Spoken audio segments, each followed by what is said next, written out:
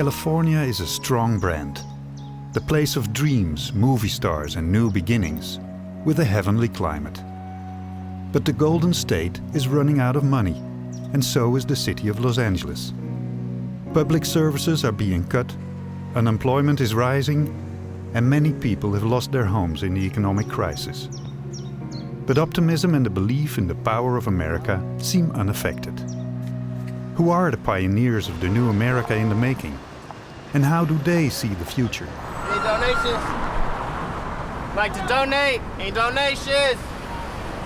Firefighters of Los Angeles County. You know, like to donate, sir? Any change, quarters, anything else, sir? Any donations, ma'am, to the firefighters of Los Angeles County Fire Department?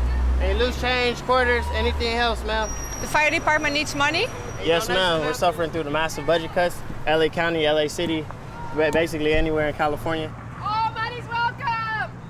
There's lack of equipment. We're cutting back. I mean, would you like to have a house burning and nobody come and save you? Yeah, it wouldn't be too good. Like to donate? Any donations?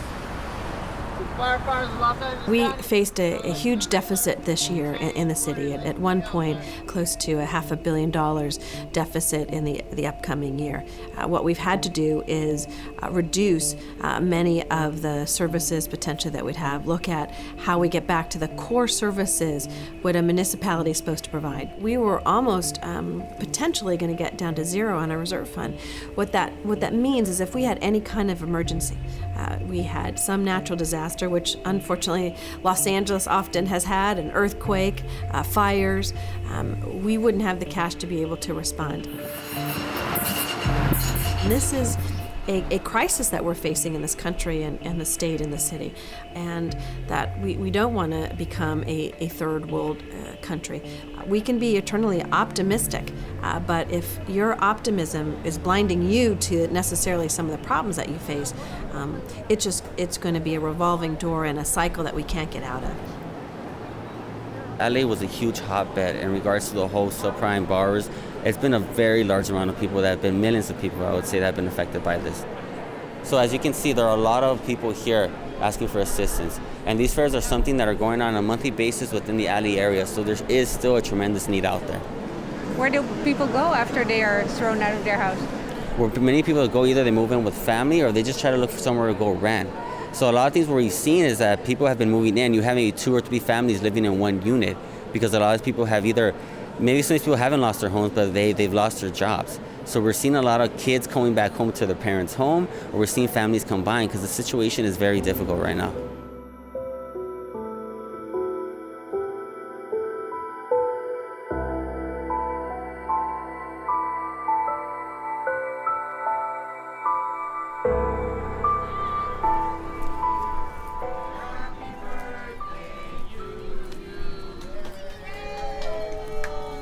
I think Oak Park has always been one of my favorites, and I think that's why we started going over there once we realized we could legally park there, because for me, like, that's where I grew up, so it feels very like home to me. I feel comfortable there. I just love it. I love all the big oak trees. It just makes me feel like my childhood, and it's so peaceful. Hey, baby. Do you want hamburgers, Justin, or do you want hot dogs? Hot dog. Yeah, I think the kids would prefer hot dogs. Watch out, Justin. You can't come over here, son. It's going to get really hot soon.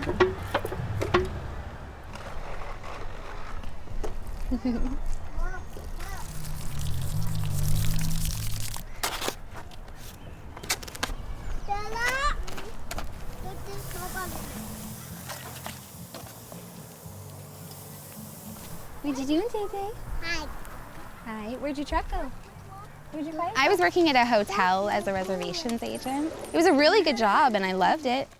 In school, we learned that California is, I think it was the 7th largest economy in the world, not just the country of America, but just the state of California. When I started working, it was so easy to find jobs. I mean, I'd walk in somewhere, hey, you hiring? Like, and they'd have work for you to do. Like, it was no problem at all. And since I've been back, it's incredible to me how much the town has changed, how many more people are in their cars, how many more people are on the streets, how many more businesses are closed down, you know, empty storefronts, and it's just sad.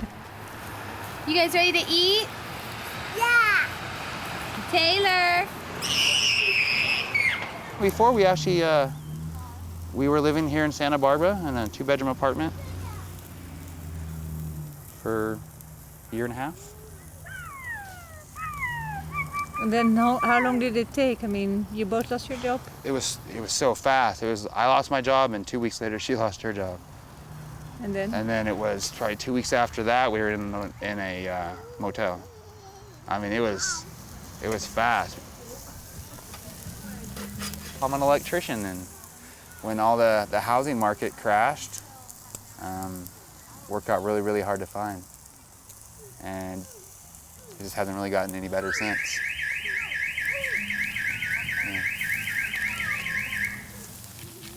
Well, they give us food stamps. You can only buy food with it. And I think they give us $600 a month for that. So that's actually quite a bit of food. It's pretty much the only thing we have is we have a lot of food, but not many places to cook it. So yeah. This is the only place that I've found so far that we can cook actual food. Our refrigerator in our RV doesn't work. Our heater doesn't work. Our burners don't work. Taylor, I said stay inside. Justin, come on. Come on. Well, that's good, honey, but we're not going to come back and play here. We're going to go over to the parking lot. Yeah. You want some chips? Mom, Yeah? that man is honey. Yeah. Yeah. It's okay. Nice, right? Well, it's either dinner or bed, Taylor. No. You still got to eat.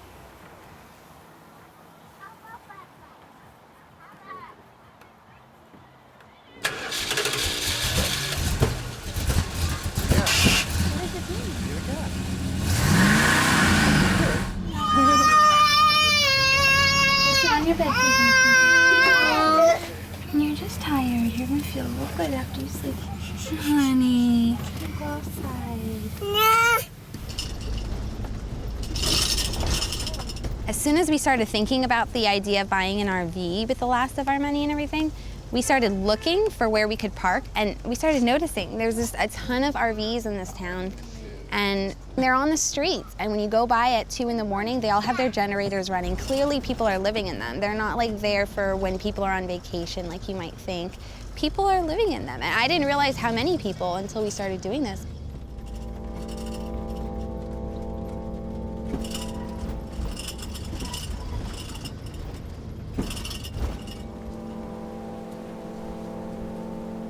Especially for families or people with children who are living out of their car. Santa Barbara has this great program, the Safe Parking Program, where they provide people with a parking space like this, where it's off the road, where we're not going to get harassed by people, probably won't get broken into. We won't get harassed by police or ticketed or towed or anything like that. We're totally safe sleeping here, so that's basically the program. I mean, it has its limitations, of course. It's only here during the nighttime, but it's a good program. So we can come here anytime after 7 p.m., but then we have to be gone by 7 a.m. you angry at somebody for ending up in this situation? Oh, no.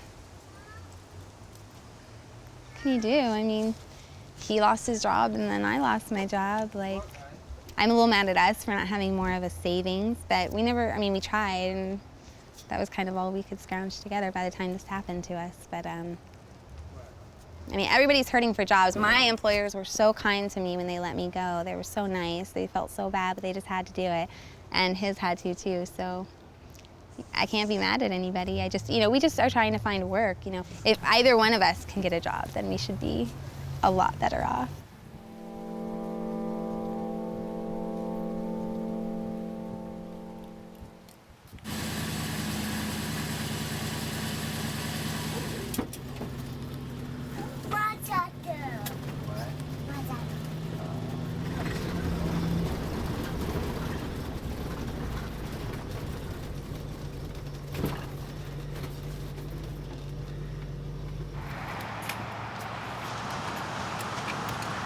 Well, the class divisions are getting so much further. It used to be that you really could be born with nothing here and work your way up the ladder. And I've been reading so much on the middle ladder rungs are just not there anymore. There's just becoming more and more of a divide. And we know in history that's never good for countries when there's that much of a divide between the people with money and the people, when the people without are doing really, the worst that the people without money do the angrier they're going to become, the more desperate they're going to become. You know, there just becomes more robberies, more crime.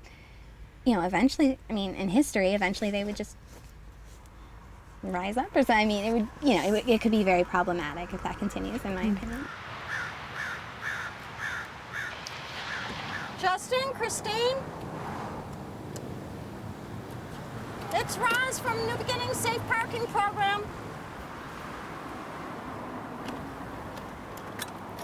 Hi, how are you doing? Good, how are you? Good, good. I saw you parked down here and thought I'd come and check on you and see what I could do. There are a lot of people who are losing their homes. You can see all the for lease, for sale, for rent signs everywhere. It wasn't like this a few years ago. Some people are very depressed. I mean, it's depressing to lose your job and your home and maybe some of your possessions.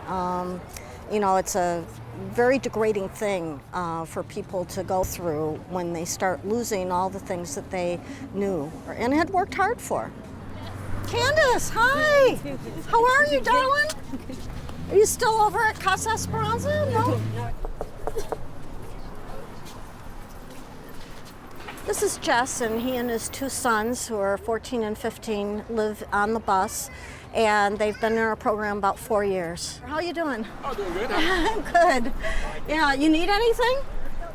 Yeah, 6 tires. Yeah, 6 new tires for the bus, huh? Yeah. Yeah, you need to get that money Take a together. look. I talked to my boss, and he doesn't have any cash. Yeah, that's always his story.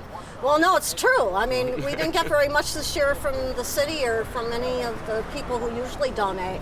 Yeah. So things have been pretty bad. Yeah, well, Food Bank Day is Thursday, so I'll come by and see you on Thursday after the food bank in the afternoon and drop off some food and stuff. How did you end up in this bus?